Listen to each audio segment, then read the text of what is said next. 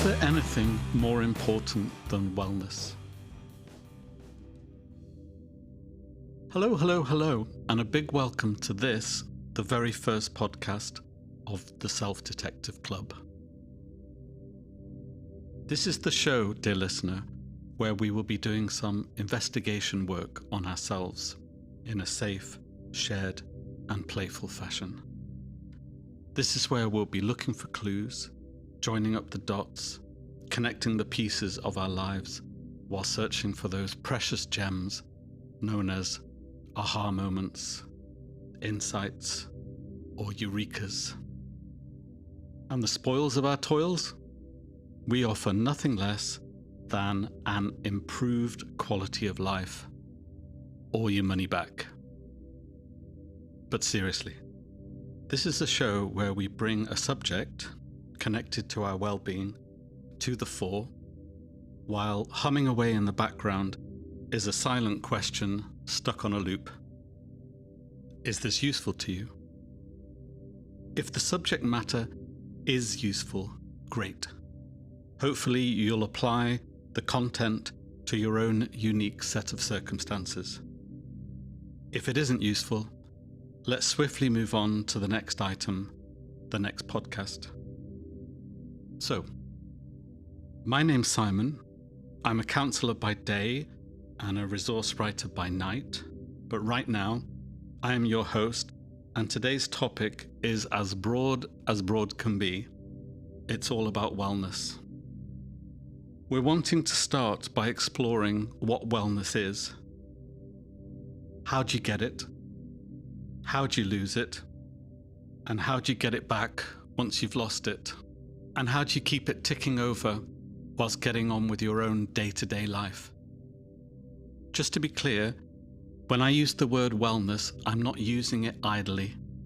This is not a podcast that is going to recommend a little bit of gloop here and an avocado there, as though wellness is something we can all achieve with a few tweaks and a few twerks. By wellness, I mean being consistently in good health, feeling good about ourselves, fulfilling our potential, thriving rather than merely surviving. I'm talking about a lifelong pursuit of self-awareness, personal development, self-empowerment, and self-determination. I'm talking about change. I'm talking about a revolution. Okay. I'm going to kickstart this session with some knowledge that's been pilfered from all sorts of sources, from thinkers in psychology, philosophy, the sciences, the humanities, and the arts. We'll call this Jibber Jabber Part 1, and Part 1 will hang in the air like a faint, pleasant enough smell, yet sadly incomplete, waiting until we've drummed up enough interest from listeners to take the plunge and become a part of Part 2, where a frank and open conversation will take place from everyday people who have kindly volunteered their time to share the gold dust that is their life experience, that is their lived experience. Brilliant. Can't wait, but I will have to, because the Self-Detective Club is brand new, completely devoid of celebrities, and doesn't come with a marketing budget. Instead, it's a gift from the gift economy, and its longevity will rest entirely on the goodwill of you folks sharing the news from nowhere. And if you get that reference, you might get a sense that this show is going to be pretty radical, because it's going to question everything about the way that we approach our lives. And for that, it comes with a non-governmental health warning. If you don't want to be tentatively challenged, even if it's in a nice way, better switch off now.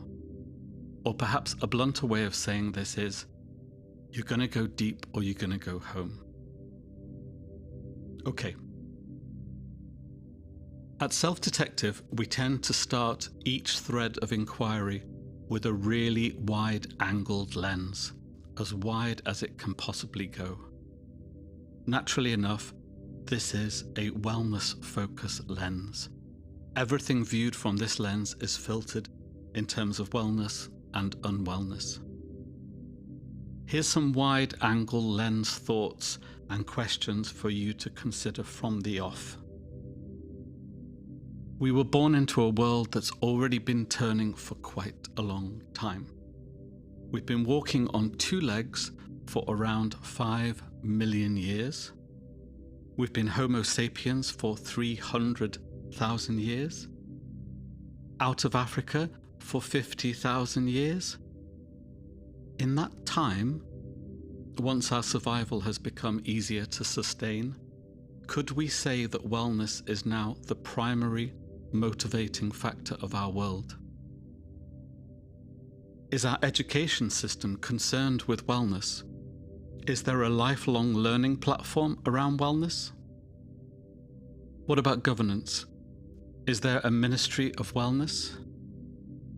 How much of our health and mental health systems want to go beyond fixing people up so that they can return to work? Do we want to help people who are engaged in the criminal justice system achieve wellness, or merely punish and correct them? Collectively, are we okay for people to be homeless, or is this unthinkable because we know from Maslow that shelter is such a basic need? Is rape, domestic abuse, oppression, exploitation unacceptable because we know the long-term consequences are beyond horrific? Or is it just part and parcel of everyday living? Kind of acceptably unacceptable? Or is that unacceptably acceptable? To be blunt, just what kind of sick world have we been born into? Collectively, we seem to tolerate untold misery and have done so for generations. Slavery built our cities. Forced labor continues to maintain them. I imagine you, dear listener, are a wage slave yourself, just as your parents and their parents were before them. Is this okay? Is this the best way for us to spend our time on earth? The poor are always with us, Jesus said. Or perhaps he didn't say this at all, as this notion sounds suspiciously like it came from a place of suppression and social control. I'm putting it out there that wellness is a part of our natural DNA. It's in our bones. We all want the best for ourselves. Just as a plant tilts its leaves towards the sun, so do we seek ways to get the most out of life. And yet the world we are born into would have us believe otherwise. Instead, other things always seem to take precedent. Wealth creation, power, leadership, gods, hierarchies, rules, justice, trade and commerce, competition, property, education, ideology, authoritarianism, behaviorism, consumerism. Jiddu Krishnamurti said, "It is no measure of health to be well adjusted to a profoundly sick society." Yet it would appear that so many people are willing to go along with the status quo, even though they know, at some level, it sucks. It seems that many of us have our brains switched to passive rather than active, to dependency rather than independence. It seems we have allowed ourselves to be gaslighted by those who claim our suffering is a disorder, as opposed to suffering being a very human response to living in a hostile environment. If I may, I'd like to delve into some of our modern psychological history. At the beginning of the Industrial Revolution, around 1760, you were, crudely speaking, either useful to capitalism through your capacity to work, or you were handicapped, mad, or criminal. So was society segregated, with pauper lunatic asylums, workhouses, and prisons containing and controlling the undesirable elements. In 1790, around the time of the French Revolution, the government was particularly harsh and repressive, and there was a lot of discontent, to put it mildly. There was also a lot of debate around this time in recognition that our culture had become dysfunctional and that there was a need for some real changes to the way we existed at a societal level. But before these wholesale changes could be realized, along came psychiatry in the 1800s and placed the ownership for madness and the recovery of distress onto the individual. Then came something called moral therapy, which saw the insane as needing to be re-educated rather than the usual chaining, starving, beating and bloodletting treatments of the mental health authorities. Moving forward, during the First World War, there was a great discovery that mental illness wasn't only the domain of degenerates, but could also strike down honourable military men. This then gave further rise to the neurological profession, and then to psychoanalytical therapy, Sigmund Freud, then cognitive behavioural therapy, and then person-centred therapy in the 1960s. Is this what counselling is ultimately about? Mopping up the ills of society, making people's lives just about bearable, and in doing so, preventing any meaningful shifts away from a shitty society? But more importantly, what do you think? And what do you think Benjamin Zephaniah was thinking when he wrote the following lines? "My ears are battered and burned, and I have just learned that I have been listening to the wrong radio station. My mind has been brutalized, now the pain can't be disguised. I've been listening to the wrong radio station." Have you, figuratively speaking, been listening to the wrong radio station too? Is it time to move to another frequency? Let's now narrow the camera lens a little and focus on smaller, human-sized units, such as people, partners, families, communities. Let's allow for some good news. Over the past 100 or so years, a huge amount of research has been undertaken around the human condition. Now, in the mid-2020s, we can confidently say, on a general level, that we know what makes us well without need for further evidence or consultation.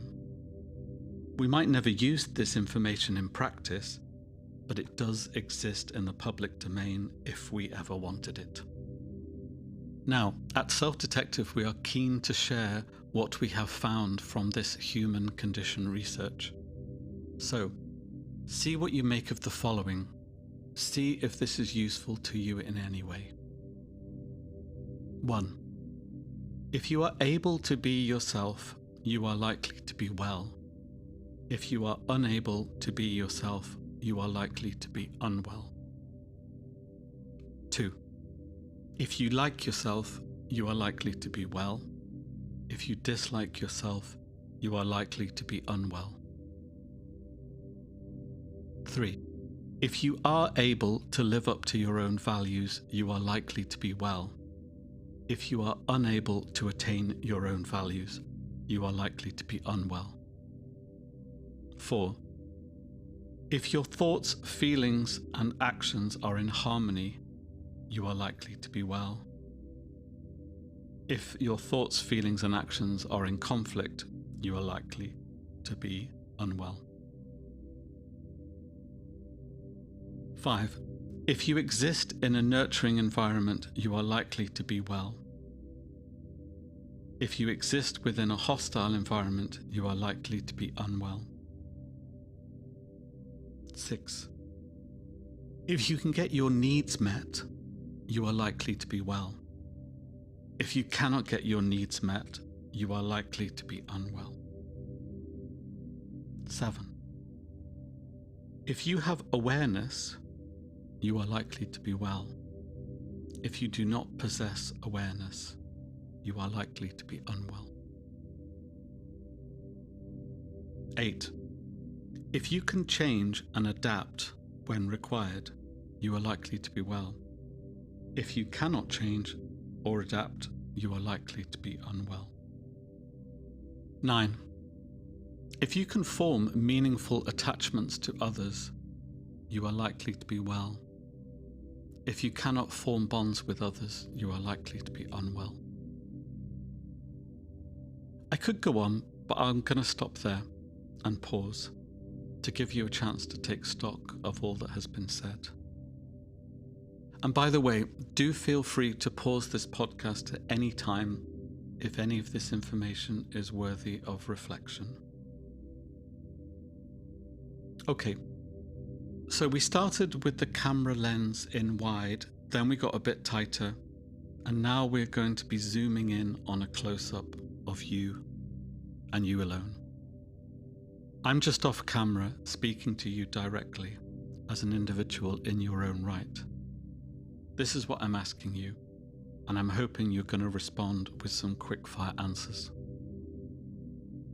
Is there anything more important than wellness?